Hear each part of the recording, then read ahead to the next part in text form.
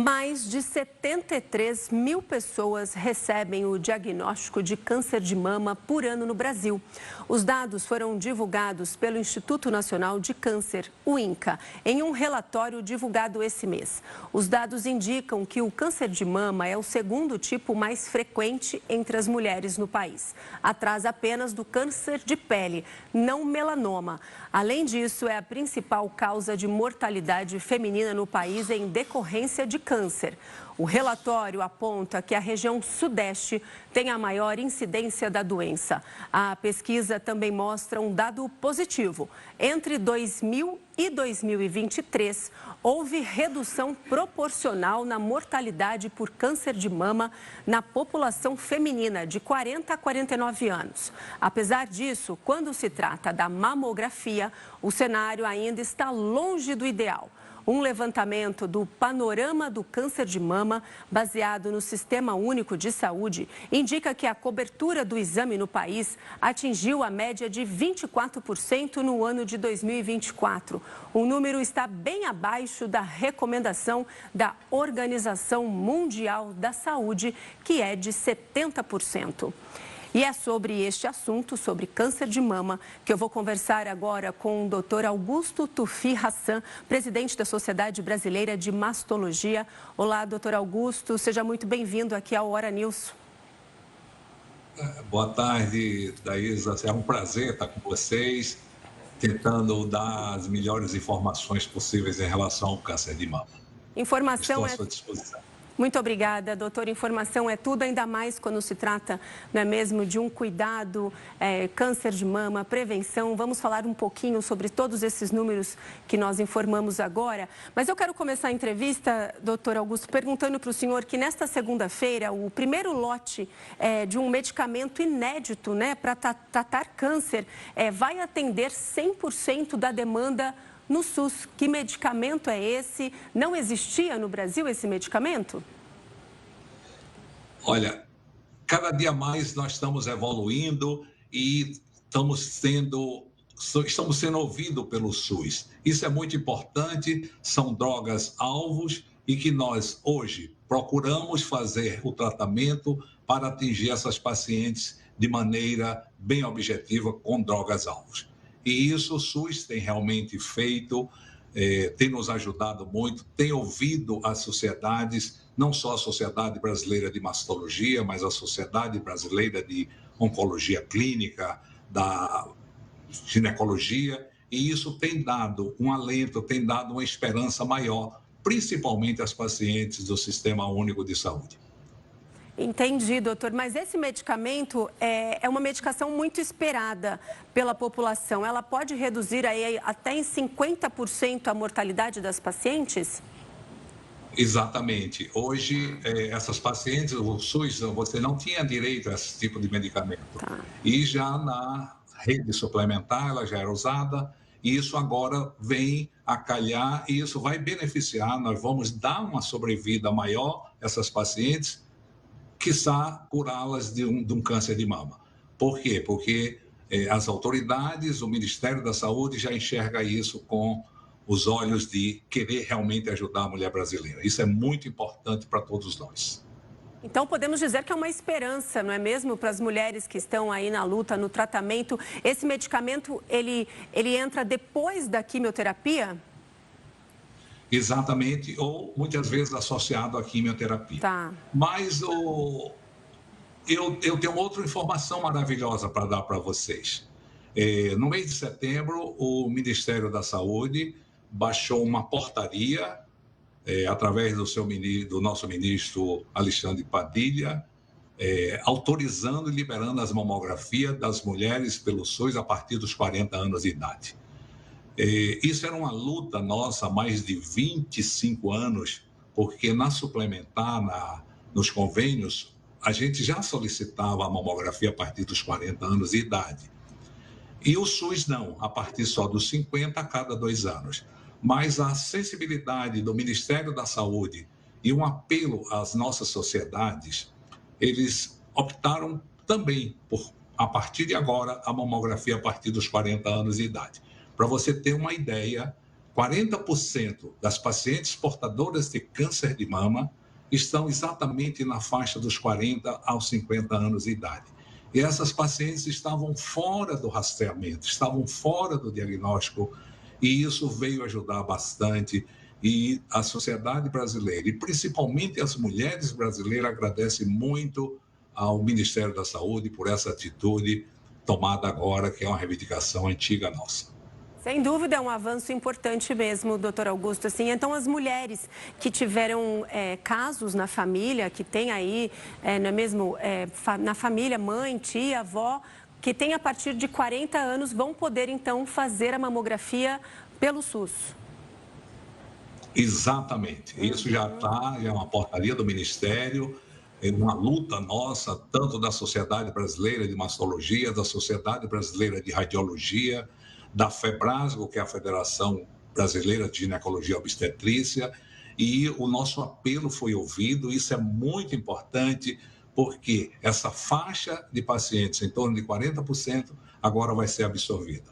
O que é que a gente precisa fazer agora, Daísa? É conscientizar as mulheres, tirar o medo, evitar as notícias falsas, os fake news de que mamografia dá câncer de mama. Não existe nada disso. Isso está provado com estudos que a irradiação é muito pouca. Para você ter uma ideia, um professor Matalana, da Universidade de Miami, disse que o risco de fazer a mamografia corresponde a fumar um cigarro durante um ano. Imagina, é muito pouco isso. Tá? Isso é uma comparação feita lá nos estudos. E isso nos dá muita tranquilidade. Porque o que é que acontecia? As pacientes, quando chegavam nos ambulatórios, principalmente nos ambulatórios do SUS, já chegavam com estágios de doença avançada, estágio 3, estágio 4. E foi ver que isso, o custo era muito maior. E a chance de sobrevida dessas pacientes diminuiu, e diminui bastante. Agora não. Agora a gente pode diagnosticar o tumor precocemente, tumores com meio centímetro, 0,5, 1 centímetro, e que ela vai ter uma chance de cura só com a cirurgia, com a radioterapia, talvez não precise nem de quimioterapia, em torno de 97%. Isso é um ganho para toda a sociedade brasileira, principalmente as pacientes do SUS. Agora, doutor Augusto, a gente tem aí um número de cerca de mais, né, de 73 mil novos casos só este ano. E o número de mamografias do exame, que é o principal exame para detectar aí o câncer de mama, ainda está longe de ser o ideal. Por que não se faz muitas mamografias no Brasil? Por que não alcança essa meta recomendada pela Organização Mundial da Saúde? Realmente isso é uma falha do sistema como um todo, Isa, e a gente precisa corrigir isso. E vamos corrigir como? Educando as mulheres, fazendo palestra, fazendo chegar o conhecimento dessas mulheres, que é muito importante que elas façam, tirando o medo, que também é um fator que interfere para que essas mulheres fujam. Mas agora estamos todos engajados no sentido de aumentar, fazer com que essas pacientes sejam requisitadas, que essas pacientes sejam convocadas no sentido delas realizarem a sua mamografia. Estamos muito aquém. E vou te dizer uma coisa, não é por falta de mamógrafo, é por falta realmente de uma disseminação de informação, é por falta realmente de conhecimento, muitas vezes, da população feminina, com menos conhecimento social, vamos dizer assim. Então, não é por falta de mamógrafos. Tem mamógrafos, principalmente no interior do Brasil, ou nas cidades maiores. As mulheres têm que procurar. Então, a partir dos 40 anos, está permitido para as mulheres fazer esse exame, então. Exatamente. Isso foi uma deliberação do nosso ministro, Alves Padilha, agora no mês de setembro. Vamos dizer, foi um prêmio maior que ele deu ao Outubro Rosa, foi o presente que ele deu às mulheres brasileiras, e realmente isso vai nos ajudar bastante no diagnóstico precoce. Mas volto a insistir, precisamos fazer palestra, precisamos fazer informação, precisamos levar conhecimento a todo o Brasil de que a mamografia ajuda a diminuir mortalidade por câncer de mama. Isso é muito importante, porque o diagnóstico precoce vem exatamente de exames quando o nódulo ainda não é palpável.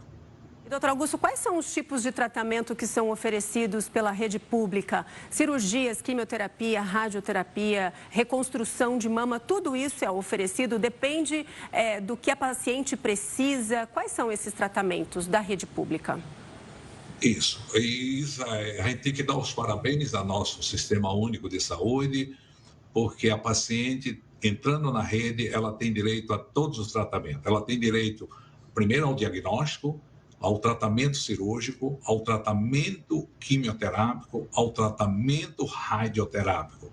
E, além disso, aquelas pacientes que necessitam de cirurgias maiores em função do tamanho do tumor ou do tipo de tumor, elas podem ser submetidas a mastectomia com reconstrução imediata, com prótese ou com retalhos, onde a gente faz as chamadas cirurgias de oncoplastia.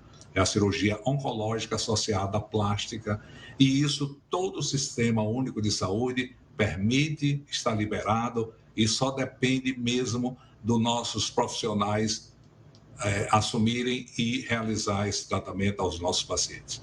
Hoje, nenhuma paciente merece ser mutilada. Todas elas têm um direito de reconstrução e o SUS, o Sistema Único de Saúde, permite isso.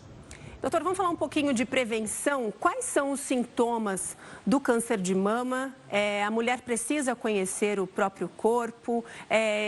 O senhor conseguiria dizer para a gente 3 sintomas que as mulheres precisam ficar atentas e procurar ali um médico para fazer esse mapeamento? Essa pergunta é importantíssima. As mulheres precisam fazer sempre o seu autoexame. E o autoexame é ela fazer a palpação da própria mama, né? E isso é interessante que seria ideal que ela sempre fizesse esse exame no 5º dia pós-menstruação, porque a mama está menos edemaciada, está menos dolorida, principalmente aquelas pacientes que têm alterações funcionais, hormonais.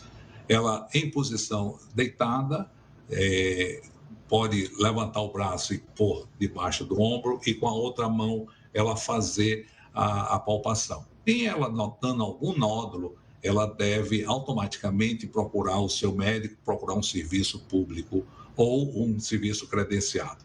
A outra coisa importante é ela se olhar no espelho.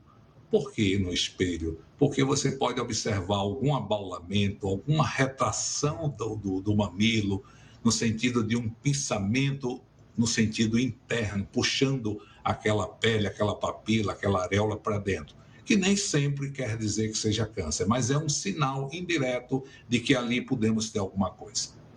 Outro dado importante que a mulher pode fazer sem nenhum custo é fazer a expressão da mama muito delicadamente, no sentido de identificar algum tipo de secreção.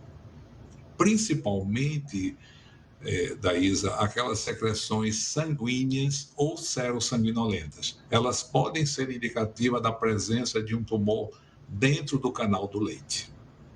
Olha só. Agora, doutora, assim, nós estamos aqui falando de câncer de mama em casos em mulheres, mas também acontece em homens? Ah, sim, sim, sim. Na proporção, o sexo feminino, a incidência é em torno de 99% dos casos. Mas os homens também estão em 1%.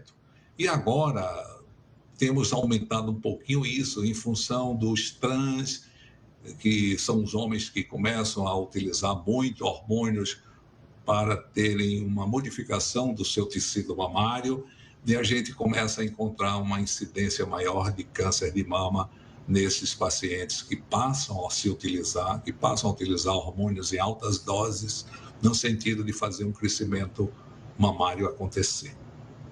Entendi. Quais são os fatores de risco de um câncer de mama, doutor? Tem como a gente se prevenir? Olha, o câncer de mama, ele é multifatorial. Você não tem um elemento único que você diga assim, esse é um fator. Mas, por exemplo, a obesidade. A obesidade é um fator de risco alto para câncer de mama. A ingesta de carne vermelha em excesso é um outro fator, tá? Eu diria a você que a gente tem que ter muito cuidado com a alimentação e com o ganho de peso, peso em excesso. Esses são dois fatores. Outro fator, o fator ambiental, né? O fator ambiental, o fator imunológico também. Os pacientes com muito processo depressivo, elas correm mais riscos de terem doenças, não só câncer de mama, né? E o fator genético, né? O fator genético que corresponde a 10% de todos os cânceres de mama, que nesse caso aí a gente tem como detectar, mas só são 10% através de exames esses que são ou pela saliva ou pelo sangue. E isso também, Daísa, nós já estamos tentando, e alguns estados já estão fazendo o teste genético nessas pacientes que têm um risco familiar muito alto, onde elas tiveram avós, as mães, irmãs com câncer de mama, e elas são pacientes jovens. Hoje a gente já consegue, pelo próprio Sistema Único de Saúde, em alguns estados, em convênio com as secretarias de saúde, solicitar esses testes genéticos, que são extremamente importantes, porque você consegue identificar 10% dessas pacientes. Doutor, agora o programa Agora Tem Especialistas pode ajudar a demanda, de desafogar, vamos dizer assim, a demanda do SUS? Sim, eu acredito que sim, mas a gente precisa dar treinamento a essas pessoas, né? Para você saber, para você ter uma ideia, existe um projeto desenvolvido por um colega nosso no interior do Goiás, Itaboraí, uma cidade, aonde, Daísa, foram treinados, e isso com permissão do Conselho Regional de Medicina, as mulheres foram treinadas, aquelas agentes de saúde, a palpar as mamas daquelas pacientes naquelas comunidades bem, bem pobres, vamos dizer. E isso tem ajudado muito. Com isto, nós temos, e esse é um trabalho interessante, zerado nessa cidade o câncer de mama. Não tem, todo mundo está sendo tratado, todo mundo está sendo biopsiado. Por quê? Porque nós temos as voluntárias, essas agentes de saúde, indo em todas as comunidades, e isso tem feito uma diferença. Inclusive, esse trabalho foi apresentado na ASCO desse ano, que é um congresso, o maior congresso americano de oncologia, que é um trabalho brasileiro, que a gente pode fazer isso. Se você começar a dividir em pequenas cidades, cada um fazendo uma parte, a gente consegue. Rio Claro, por exemplo, em São Paulo, nós temos um outro colega que praticamente ele zerou a fila do diagnóstico e de biópsia e de tratamento de câncer de mama. Isso é muito bacana, e se cada um der um pouquinho, a gente consegue. Tá? Esse Brasil é muito grande, mas o coração também é muito maior. Doutor Augusto, eu gostaria que o senhor falasse novamente o quanto é importante, o quão é importante fazer os exames, conhecer o corpo, porque assim, quanto mais cedo descobrir ali um tumor, um nódulo, maiores são as chances do tratamento sair, né, ir bem, ter bons resultados. Então, as mulheres precisam ter essa consciência de que é preciso se cuidar, prevenir mesmo, ir pelo menos uma vez ao ano ao médico e fazer todos os exames de rotina? Você vê que não é tão difícil uma vez por ano a paciente ir a um consultório, ir a um serviço credenciado, ou mesmo do SUS, e agora, com essa liberação, fazer uma mamografia a partir dos 40 anos de idade. Qual é a vantagem disso? A vantagem é você fazer exatamente o diagnóstico precoce. Tumores abaixo de 1 centímetro.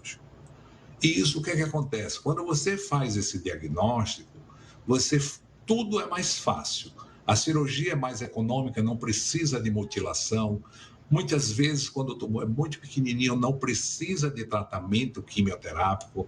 Você pode fazer uma radioterapia e o melhor, você pode chegar até 97% de chances de cura só com a cirurgia e a radioterapia.